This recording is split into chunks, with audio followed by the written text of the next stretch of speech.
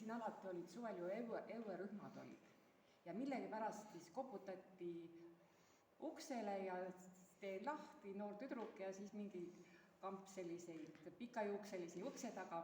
Me oleme ansambel Teravik, et tahavad direktorit saada. Ma ütlesin, et isa on tööl kuskil majadi peal, et ma ei tea. Ja ega ma enam eriti mäleta, et kas nad tulid siis siia õuelastele esinema või nad tahtsid mingit transporti või midagi nad, kuidagi nad leidsid üles, aga noh, sellel ma juba teadsin, et Teravik on suunatud alla.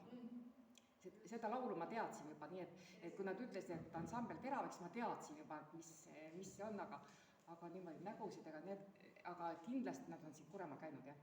Aga laulsid ka siis? Ei laulnud ukse taga. See on kohe väga Ma olin nii kohkunud ja ehkunud, et 6. aasta kalendri ja vaadata, kas on... See oli, kas oli 75 või 76, aga see pidi olema suvi. Suvi, jah. Suvi siis teiseks nädalati. 76. aasta kohta on ta ise oma kalendri esilehel kirjutanud nii. Kõige lollim ja ühtlasi õpetlikum aasta. Siis on ära toodud Skorpion, neljapäev, teemant, roheline, punane ja numbrid 3 ja 7. Järeldage sellest,